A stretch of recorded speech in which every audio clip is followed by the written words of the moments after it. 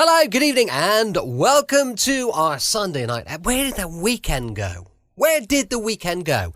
Literally, it's disappeared in no time. Welcome to another episode. Brett's Old Time Radio Show. Welcome to my home here in beautiful Lyme Bay. Thanks for joining us once again for our regular late night visit to those dusty studio archives of old time radio shows right here at my home on the south coast of the United Kingdom. How you doing? You okay? Did you have a good weekend? Hopefully. I'm Brett. I'm your host for our Nighttime podcast. Welcome to another episode. This one is a bit of a belter. It's a man called X. Listen, let's do the housekeeping first before we get into that. I've got Facebook, Instagram, and YouTube. They're all called Brett's Old Time Radio Show. If you could check them out, give me a little follow. I'd love that. I'd really appreciate it. Also, we've got a supporter page at patreon.com/Brett's Old Time Radio Show. Time now for our latest adventure from a man called X. First broadcast on the 30th of September 1944. It's called the India Quinine Contract. Look to Lockheed for leadership.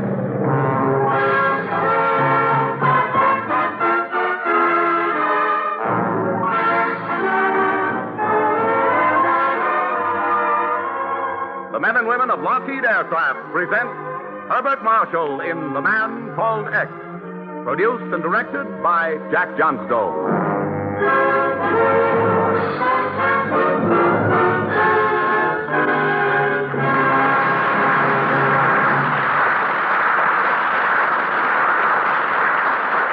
The Man Called X. He is the man who crosses the ocean as readily as you and I cross town. He is the man who travels today as you and I will travel tomorrow. He is the man who fights today's war in his unique fashion so that tomorrow's peace will make the world a neighborhood for all of us. He is the man called X.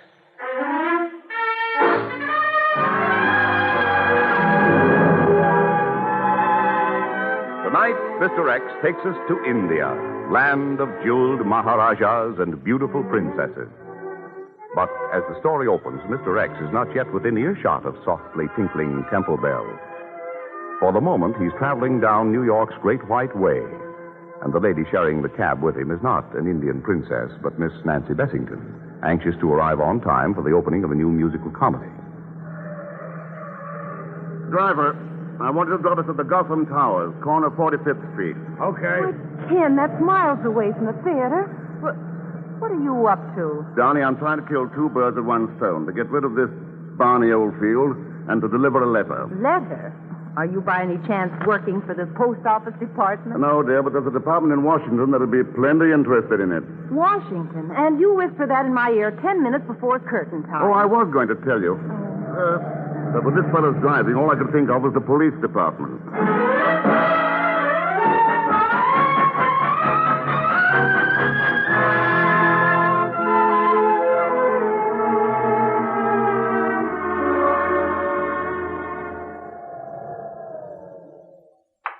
24th floor. Penthouse elevator to your right, down the hall. Just push the button. It's automatic. Come on, Nancy. Okay. Now, this whole affair won't take us 3 minutes, sweet.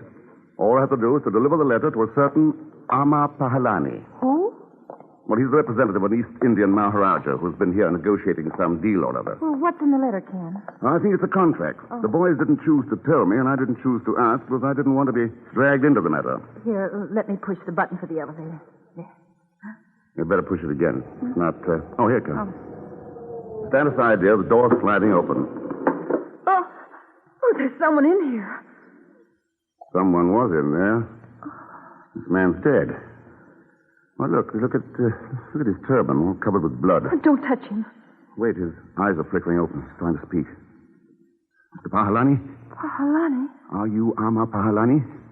He's trying to... He nodded. Mr. Pahalani, I'm Kenneth Thurston. I'm Mr. X. I brought your letter. A contract that must be delivered.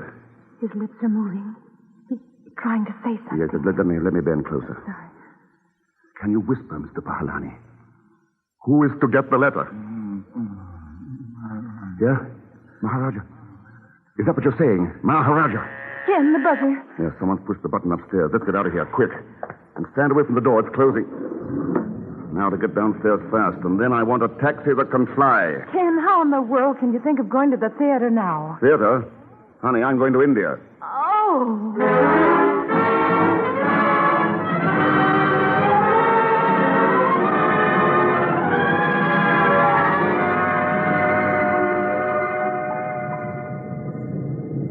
Mr. Thurston, about to land, sir. Oh, wonderful city, isn't it, Stewart? Those golden roofs shining in the sun. All those graceful domes and spires. Gosh. Look out the other window, sir. See? There's the Maharaja's palace. Why, it's like a walled city in itself. Yes, sir. Look at that huge tower.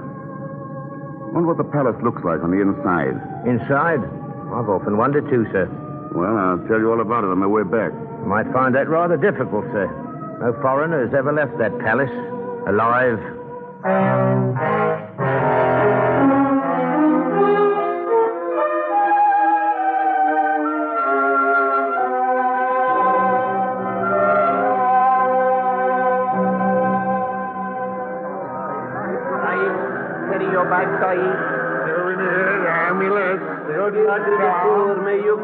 Hello, Mr. Thurston. Why, Aegon Zolsmith, you chasing me again? But I'm Zagan, Mr. X. Oh, Aegon, either one. It's like being chased by the devil. Isn't it fantastic that we should meet here in India? Not as fantastic as your costume. A man with your physique parading around in a loincloth. But Mr. X, I'm a yogi. Oh, a yogi is it? A yogi of great powers. I know the language of animals. I can foretell the future. I can transport you magically to any distant spot. Then you're just the man I want. Transport me to the Maharaja's palace. Oh, well, Mr. X, there are limits even to my power. You think your powers would increase if I gave you 50 rupees? Oh, yes. I already feel much stronger. For 100 rupees, I'll take you to the Maharaja's Prime Minister. He will be very happy to arrange an interview with the Maharaja. How do you know he'll be happy to arrange it? Didn't I see I can see the future? And I can still see your past, so take your hand out of my pocket. I'm sorry. You're not going to steal that letter, Zago.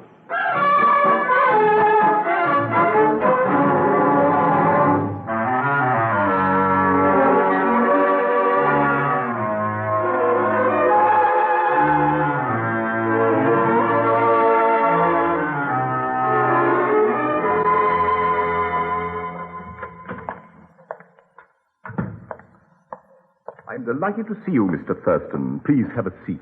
Thank you. Permit me to finish. I'm delighted to see you in my capacity as a private individual. But as the Maharaja's Prime Minister, I'm pained to inform you that you will not be granted permission to stay. Suppose I tell you that I was sent by Ama Pahalani. And may I inquire who Ama Pahalani is? Was. He died in New York, murdered, while on a mission for the Maharaja, as you well know. But I do not know. At no time did His Highness the Maharaja send any emissary to the United States. Well, surely Washington wouldn't have received him as an accredited representative. I am as mystified as you are, Mr. Thurston. But look at this envelope. It contains certain papers which must be delivered to His Highness. I know of no papers, Mr. Thurston. Is it possible that you are the victim of a practical joke? Well, Ama Pahalani must have had quite a sense of humor to let himself be murdered for a laugh. I agree with you. It's baffling. Write me the solution when you get home, because you are taking the evening plane back to America. Mr. Prime Minister, I still request that you get me into the palace. You are asking the impossible.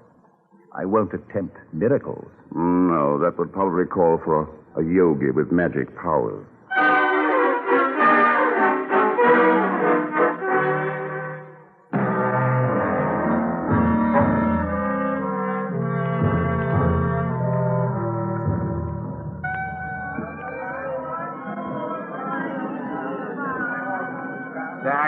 Sahib, see great rope trick, Sahib. I will show you now, Chief. May you grow rich.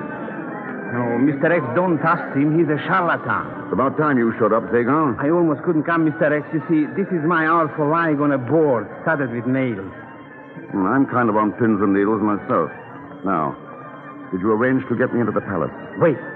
Let us stop in front of the snake charmer. Not too close to the snake, please. Pretend to be watching him while I whisper to him. Now listen carefully, Mr. X. Tonight I will take you to the palace. Zagon? How? When? I'm not even asking how much. Pretty small, only 1,000 rupees. Meet me at midnight by the babbling brook under the palace walls. Midnight. Babbling Brook. You shall get your 1,000 rupees. Thanks, Zagon. And I don't need to add, may you grow rich.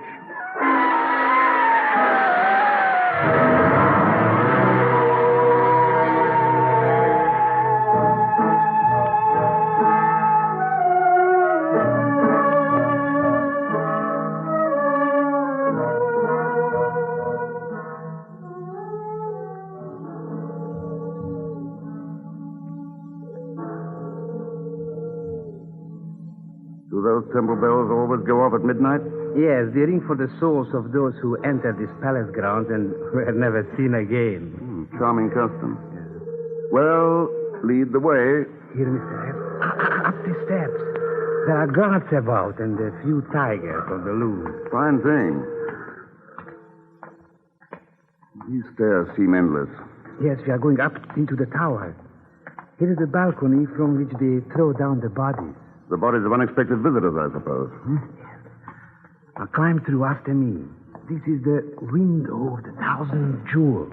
Zagon, is it cricket to sneak into the Maharaja's room like this? Are you in? Jump down. This is not the Maharaja's room, Mr. X. Then where am I, Zagon? Look, I insist on seeing the Maharaja. Won't I do Huh? instead? Who are you? So fragile in your shimmering veils. I am the Princess Radhanika, the Maharaja's niece. And you are a guest in my chamber. It's an exquisite chamber. Too bad that I can't stay and admire the sights. Mr. X, maybe I did wrong to bring you into the zenana, the women's quarter. Man to man, Zagon. I don't object at all. Thank you. The princess will undoubtedly lead me to the Maharaja. No, you must not see him. That is why I sent for you. My uncle is a cruel, evil man. He'll believe us. Sit outside on my doorstep. I obey, O princess. Goodbye, Mr. X. And may you grow happy and wise. Sit by me, Mr. X. On these cushions. Silken cushions. Fragrant with jasmine. Huh? I'm signaling my musicians. They will play so that our conversation may not be overheard. You will find betel nuts and sweetmeats on that golden tray. Reach for the wine. A jug of wine and thou. No, I better keep my head clear for the interview with the Maharaja. Why do you keep insisting on that? Must I warn you again and again of the danger? I love you for that, but why are you so concerned about a stranger like me? Because you are not stranger.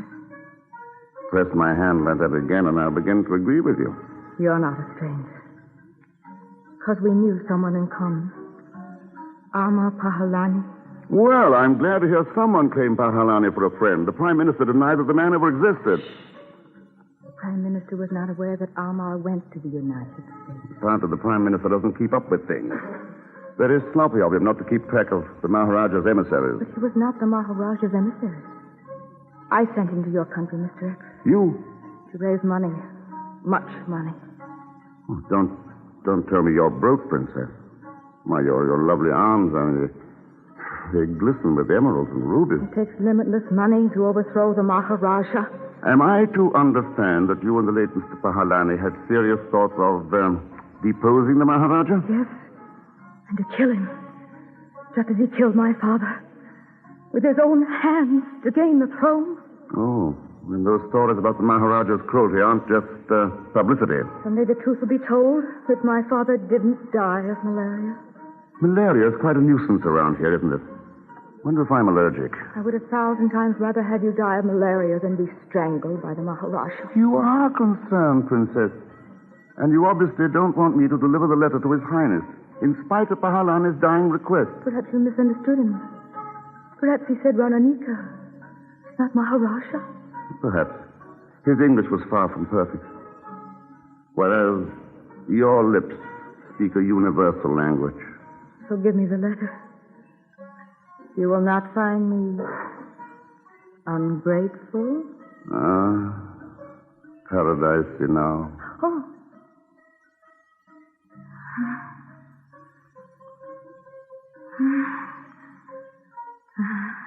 No, don't kiss me again.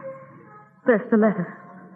Radanika, why change the subject? Because I must get that letter before the Maharaja arrives. Let him arrive. I welcome his arrival. Your kisses have made me as bold as a lion. Keep your voice down. Are you deliberately trying to get him to come in here? Yes, deliberately and cold-bloodedly. Please? Do you think I'll just hand you that letter and leave like a cad, letting you face danger alone? Sounds so wild. Yes, I'm in a fever of indignation. Fever. Oh, Radanika, feel my head. Am I kicking up a temperature? Give me the letter. I'm ill. Give me the letter and go. Go.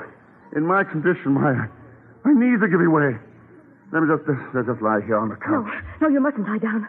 Mr. X, sit up. Malaria. Can it be malaria? No. Why, my teeth are chattering. Please, I've got the please shakes. go. Oh.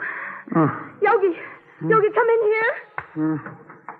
Yogi says he's at your disposal, Princess. Mr. X is either play acting or he is ill with malaria. I can cure sickness of the soul, but for the body, I would need quinine. Mustn't mention quinine. Only the court physician has that, and he would betray us. I'm chilled. Cover me. Yes, just cover him. Well, here, Mr. X, I'm putting rocks on you. All right. No, Yogi, we've got to get him out of here. But first, you must help me search for that letter. Dagon, is that you? Yes? Put blankets on me. Why? More. Cover me with your jacket. But, Mr. X, if I give you my jacket, then I will freeze in this loincloth. Put your jacket on him, Yogi. Anything to keep him quiet while we search him. Well, here is my coat, Mr. X. Feel warmer now? Put on the light, Yogi. No one must know that I'm still awake. But, Princess, I always find it difficult to pick pockets in the dark. The gong. Oh. Yogi, that's a signal. The Maharaja has left his chambers. Heaven help us if he enters this tower. I'll blow out the light in a minute if I can ever catch my breath. Now we must wait here in the dark, Yogi. The gong will sound nearer and nearer. Oh, I can foretell the future, and it's not very promising. I'm sorry he ever came here. I'm afraid. Ah, my beloved. Fill the cup that clears today of past regrets and future fears. Poetry, he is delirious. Search him. This can mean death. Dust unto dust, and under dust to lie. Sans wine, sans song, sans singer, and sans end.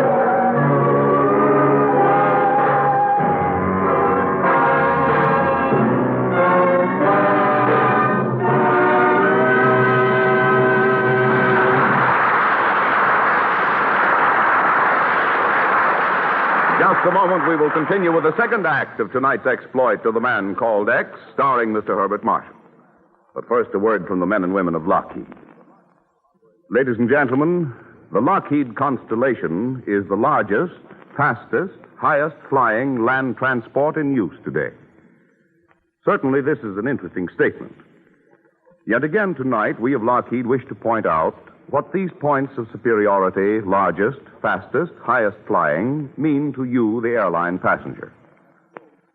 Now, the ability to carry heavy loads for great distances at high speed is a direct result of power and design.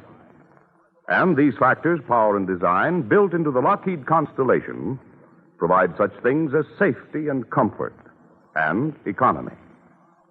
The Constellation can fly high over the highest mountain ranges and high above storms and disturbing air currents. It can land and take off from any standard airport. And, this is important, it can maintain altitude and even climb on any two of its four powerful engines. Furthermore, on flights of as short as 100 miles, the Lockheed Constellation has been found to operate more efficiently and more economically than the ordinary two-engine transport you fly in today. Yes, ladies and gentlemen, safety-wise and comfort-wise and economy-wise, the Lockheed Constellation is setting brand new standards in air transportation. Today, it serves the Army Air Forces. Tomorrow, it will serve you, bringing the airport in your town closer and ever closer to other cities and towns in America and to lands beyond the horizon. So again we say, remember the name, the Lockheed Constellation. Another example of Lockheed leadership.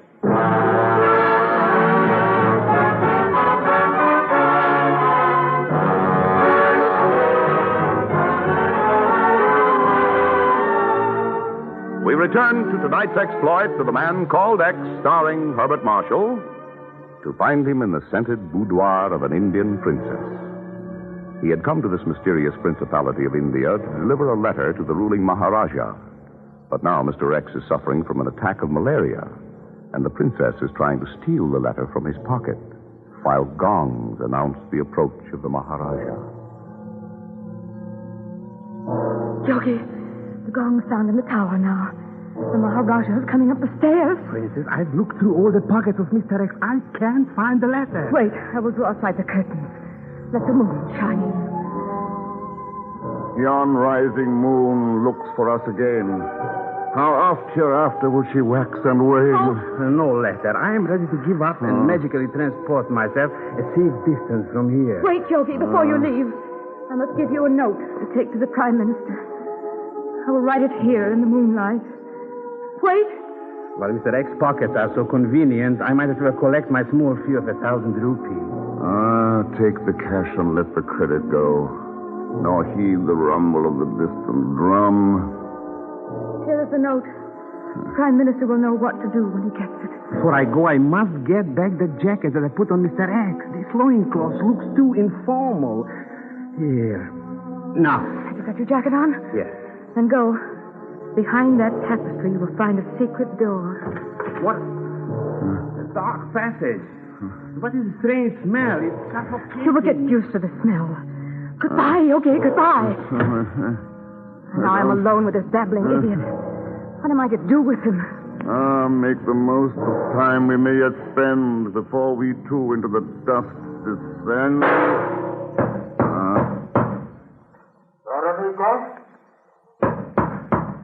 Roderigo, open the door. Roderigo! Yes, Your Highness. I'm opening it. I heard voices in here. Chamberlain, bring your light. Here is the lamp, Your Highness. Hold it higher.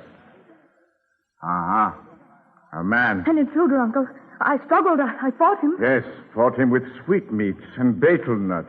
Fought me with soft blandishments. You're all to right. keep me from disturbing your highness's slumber. Nonsense. She knows very well that I have insomnia. Rise, sir. Who are you? I'm the man called X, an amateur letter carrier. I beg Don't your... listen to him. He has no letter. Of course he hasn't, Vadanika. I was not born yesterday. Highness, does the name Amar Pahalani mean anything to you? Huh? Yes. Yes, it means 1,000,000 rupees. It means a missing contract for the sale of 10,000 pounds of cinchona bark.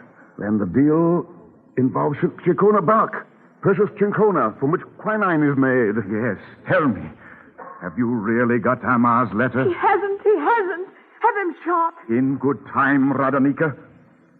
Mr. X, do not try my patience. I'm forced to, Your Highness. The letter, owing to interference with the mail, is not on me. What?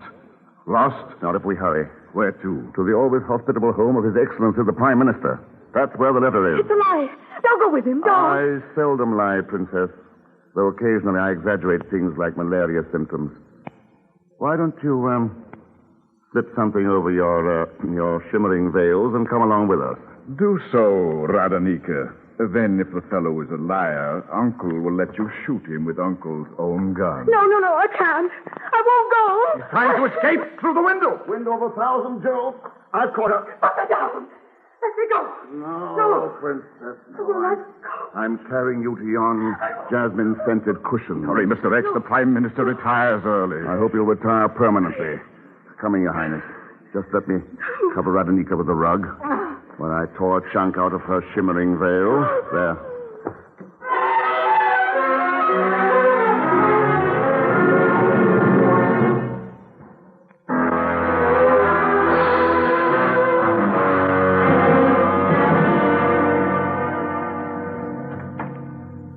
Your Highness. Servant, where is your worthy master, that scoundrel. Why, His Excellency, he's out. Out? Now what excuse will you find, Mr. X? The letter is coming by carrier pigeon, and that means you, Zagon, get out from under that table. Mr. X, this is my hour for making myself invisible. Stand up like a man and pick your pocket. My own pocket is highly unprofessional. Then I'll have to do it for you, Zagon. Oh, no, please. Oh, stop squirming, no. Well, I have to look in your other pocket. Don't act so kittenish. I'm ticklish. Here it is. Your Highness, I have the honor of handing you the letter. Amar Pahalani's letter, sealed with his own ring. Now, let me open it. I had a fortune in my pocket and I didn't know it. What kind of a yogi am I? As one miracle man to another, Zagon, I switched the letter from my pocket to yours when you covered me with your jacket. Yes, the contract is in order. Look, sealed, signed. And delivered, finally. And so will the Chincona bark be delivered to my country. With most quinine in the hands of the Japs, this will be vital to our men in the Pacific. What? Mr. X, an explosion. Yes, look out the window, please. The Chincona warehouses, burning, blown up. Let's hurry there. Oh, dear. Let's go run into that visiting fireman, the Prime Minister. Everything is getting clearer and clearer. Clearer with those clouds of smoke. Zagon, where there's smoke, there's fire.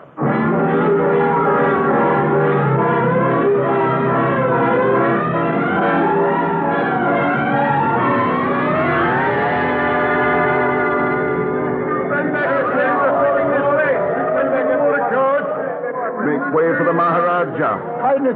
Highness, the calamity. The warehouse is in ashes. The Prime Minister is directing the rescue, Your Highness. Versatile fella. Burns the candle at both ends. You man, send the Prime Minister here. He's already coming. A diplomat on a fire helmet.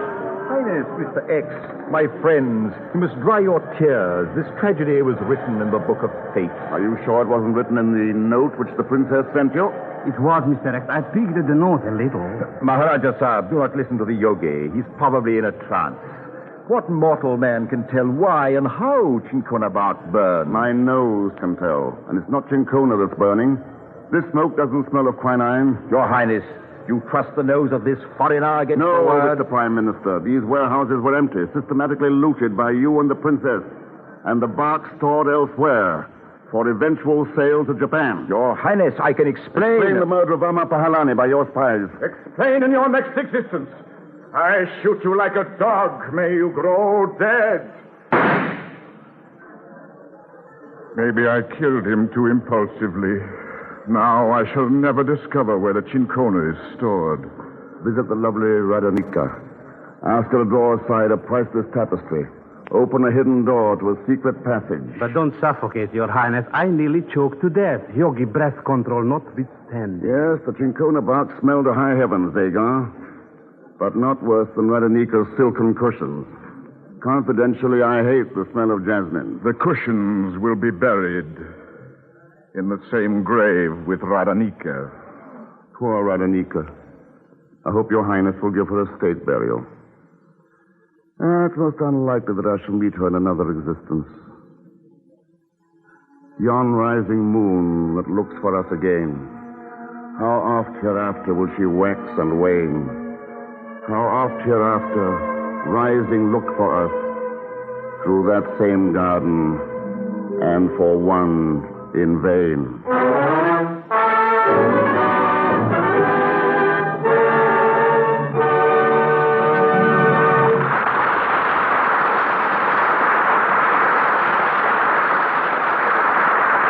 Before our star, Mr. Herbert Marshall, returns to tell you about next week's exploit of the man called X, here is an announcement from Lockheed. Ladies and gentlemen, tomorrow, Sunday, October 1st, marks another important milestone in the history of air transportation. Tomorrow, a Lockheed Lodestar, flying the colors of National Airlines, takes off from the Jacksonville, Florida airport and flies the first National Airlines schedule to New York City. Other Lockheed Lodestars will follow on regular schedules to establish the fastest airline service up and down the Atlantic seaboard. Lockheed congratulates National Airlines on the inauguration of this new service, a progressive step that is typical of many other United States airlines. Most of them started small, and with the support of air-minded Americans, extended and expanded until today our nation is a vast network of integrated air systems. Yes, the nation's airlines have established a progress record unmatched by any other American industry. And this is only the beginning. Tomorrow, after victory, new planes and new routes will make the entire world part of the airline network, a system that you and every American can enjoy.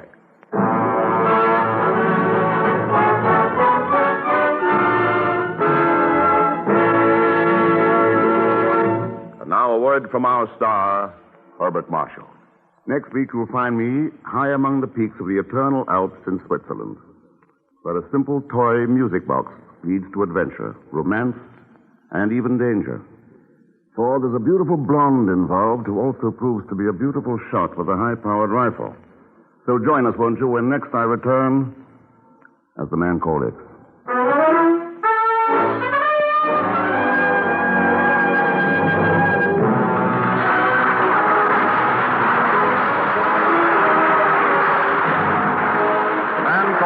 Is presented by the men and women of Lockheed Aircraft. Tonight's exploit was written by Francis Farago. Original music was composed and conducted by Felix Mills. The entire production was under the direction of Jack Johnstone. Mr. Marshall's appearance is through courtesy of Metro-Goldwyn-Mayer, producers of the Technicolor picture Kismet.